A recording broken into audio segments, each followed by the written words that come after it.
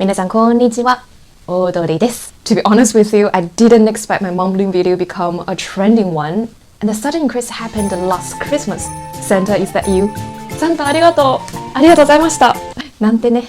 It shows that so many of you are trying to learn the language because you fell in love with something Japanese, be it anime, drama, or just an artist, an idol, or anything that's Japanese. So I decided to make this updated version for all of you to tell you from my own experience and from my own thinking, like after so many years of self-studying Japanese, about how to acquire the language effectively and efficiently from the very beginning. And please bear in mind that this is my own opinion, so if you are a textbook person or you are a grammar person, it doesn't matter. Just choose the method that suits you the best.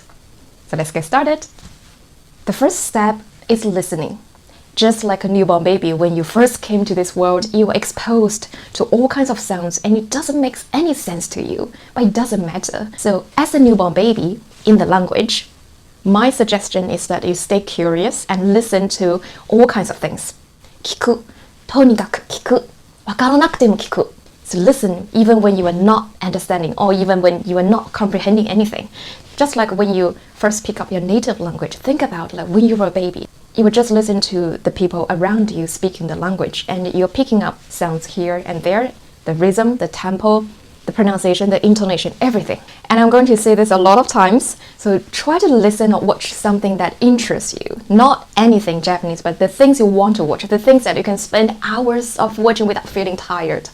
That is the single most important factor in the first stage. Get your interest in the language and fall in love with the language and culture with the things you're watching. You are naturally inclined to want to know more about the language. That is your motivation. It's just overflowing, overpouring.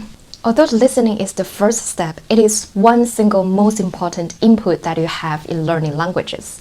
So there are 3 stages in the listening. So the first is, listen to something and look at the subtitle or the transcript in your native language. So that gives you the meaning of the things you are listening to. And the second stage of the listening part is to have the Japanese subtitles on and listen at the same time. And the third stage, of course, is turn off everything and just listen to Japanese and try to, test yourself how much you could understand. Please be patient of yourself. So don't think that, oh my gosh, I don't know anything. You always try to look for the things that you can understand. Yes, それわかる。それもわかる。The second step is repeating or mimicking. Just when the baby passes the silent period, the baby will start to make sounds, right? Like mama, papa, and to imitate the adults around him or her. So that is us. So when we have enough input from the listening, you will be naturally inclined to want to, make the sound by yourself. So don't be shy, or if you think that it is too early for you to speak to a native friend or speak to another person or in public, you can always close the door, in your own room and record yourself. So my tip is not only, just listen to something and do shadowing or do repeating, but record yourself at the same time and compare your recording with the original audio. You will always find differences here and there, so try to correct yourself in terms of the pronunciation, intonation, and rhythm. Why do we need to record yourself? Well, when you speak, you always have this sound in your head. I sound like this, but in reality, sometimes it's really different. So you have to hear yourself externally by recording your voice. Trust me, it works. At first, it might be, embarrassing. Oh my gosh, do I sound like this? But trust me, things will improve after practicing. Just like when you are learning a new instrument. So every instrument takes a lot of practice before you can perform in front of other people. So it's the same as learning language. So just practice by yourself, record yourself and compare. And after you have some understanding of the Japanese language in terms of the pronunciation, rhythm and tempo like in your head, this is a very good point to really practice your pronunciation. Don't wait till the end, because when you already have all the bad habits, it's really difficult to correct. So try to be aware of all the correct pronunciation, like where to position your tongue, your mouth. So be aware of how to make good pronunciation in the Japanese way. So do check out my pronunciation training videos. Practice with me and try to perfect your Japanese pronunciation from the very beginning. Don't wait until it's too late. When a baby finishes the initial listening and mimicking, and so this is time like we're entering the elementary school or the primary school. Yay, we're finally getting formal education.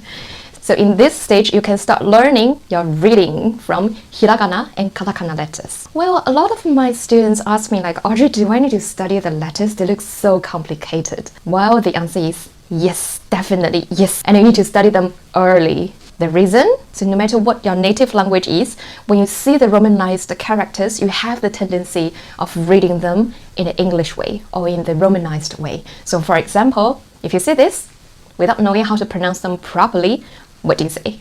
Yoroshiku onegaishimasu. Right? Ramen, sushi, something like that. But if you know the hiragana and katakana letters and you know how to pronounce them perfectly in the second stage, you will never pronounce like that.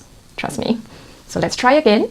This, you will know, is yoroshiku onegaishimasu or yoroshiku onegaishimasu.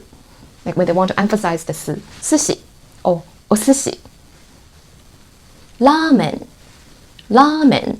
Got the difference? Another thing is like when you go to Japan, very few things will be written in the Romanized characters and you will be facing a lot of difficulties in reading even the menus or the signs. To know the hiragana and katakana letters is the beginning of, surviving in Japan. In terms of kanji, I know it looks very difficult for most of the foreigners, especially for the Western language speakers, even for Chinese language speakers. So I mentioned in my last video that, Chinese speaker knows majority of the kanji, but when I thought about it, it wasn't completely true because in most of the Mandarin world, we're using the simplified characters, which are very much simplified than the Japanese kanji. Only if you are in Hong Kong or Taiwan, so you know the traditional characters, then that will become really easy for you to write the Japanese kanji.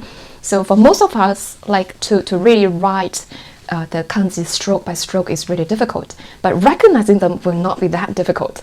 It's just like when you first meet a person, you have to remember all the facial features, something like that. You recognize them, it's not that hard. Another challenging part is that Japanese kanji has at least two pronunciations, onyomi and kunyomi. So onyomi is for the words they borrow from the Chinese language, especially for words that are purely written in kanji. Kunyomi is for kanji used in the traditional Japanese vocabulary. My suggestion is don't study the kanji alone. Always try to study them in a word or in a phrase. So for example, this word kyo, the first character is pronounced as kyo, right? But kotoshi, then it's pronounced as ko. Why? I don't know. They just pronounce this way. Hatsu taiken, like hatsu. Shonichi is pronounced as sho. So that's why my suggestion is always study like the kanji in a word or in a phrase. So later when you see the word, you will know the pronunciation of that kanji straight away, without thinking like, oh, it's hatsu or sho. But yeah. So for the reading materials, depends on you. Remember, like to keep your interest and to keep your motivation going, like we have to choose something that interests you. Everybody has very different interests. I would suggest as beginners, you can read children's books, like children's picture books, because there are very limited kanji on all the books. So you can start reading straight away and it gives you like, oh my gosh, I know this and I know that. Or if you like anime, you can start reading the original manga. At least you know the storyline, and the manga has the furikana on the kanjis, so which makes very easy for people to understand. So when you start to study your reading, so this is time when you switch to the stage 2 of your listening, which is to read the Japanese subtitles while watching or listening. So that will give you a very good chance, to listen and read at the same time. It is a luxury. It is really effective, trust me. If you know enough kanji and you like the Japanese fiction or essays, I would suggest that you go on Aozora Bunko. So they have a very extensive free library of all the famous writers' works. And also they started building an audiobook bank that is fantastic. And it's all free. You can open up a book in the Aozora Bunko and also the Rodoku and match together. So you can practice your reading and listening at the same time. 素晴らしいですね. And the last stage is writing. But I'm not asking to really write like by hand or like use a fude pen to write the calligraphy, so that would be very challenging for most of us. I relied my writing on typing a lot. You can install the Japanese keyboard on your phone, on your tablet, on your computer and start typing right away. So I would suggest that you install the Romaji keyboard, so you are typing kind of the Romanized characters and the hiragana or katakana or the kanji will pop up. So that is another way for you to reinforce the pronunciation of the words you're typing. Why do I put writing at the last stage? This is because writing is the most difficult and it is painful as well, trust me. If you want to write a perfect sentence with zero grammatical error, you have to know the grammar. So this is the time when you get serious and sit down and really open up a grammar book or a textbook to really start learning some of the grammars. So for me, I like to pick up the grammar from the reading passages. And when I encounter something that I'm not quite sure about, I would just check a grammar dictionary. So they have a lot of very good dictionaries. I'm not really a textbook person, so I didn't have the patience to go through lesson by lesson on a textbook. And sometimes I feel that it limits my imagination. My way is really to look for something that will interest me, so make me want to read. So that is the single most important factor: interest, passion. So I will look for the blogs that will interest me, or the books written by famous authors that interest me, manga, children's books. And if you have native friends, that when you start chatting with them online, you will notice that, oh my god, they don't use particles. But during writing, we have different types of writing, formal writing or chatting with friends, so they are really, really different. One thing I like the typing part is that they have autocorrection. So even if you do not know the words 100%, but the autocorrection will give you I would say most of the time a correct spelling for you. So in a way, you are learning on the spot. That is one good thing about typing. Another tip is for you to get corrected properly by a native or qualified teacher. So in a way, you will not be learning the wrong thing, or you are pronouncing the wrong sound for a very long time without corrected. Writing something very wrong but without knowing, so that is really bad. If you're learning the wrong things, I would say it's just a waste of time. So get corrected properly, either by a native friend, native teacher, or another qualified teacher. Or if you want to do self-correction, so I mentioned earlier that in the mimicking stage, that you can record your own voice and do a comparison with the original audio to do self-correction. But in terms of writing correction, you can also do it by yourself. Do you know that? Even if you do not know which word to use, you can always type in a Google search bar the sentence and try to see whether the natives say it this way, or they have a lot of very good forums. There are a lot of native friends to help you there.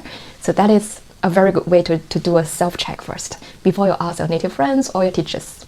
Another extra tip for grammar learning is that don't memorize the rules in your head, but try to memorize the example words or example sentences and do replacement. So how do I do replacement for sentences? For example, in the beginner textbook, they will always have this sentence, これはペンです.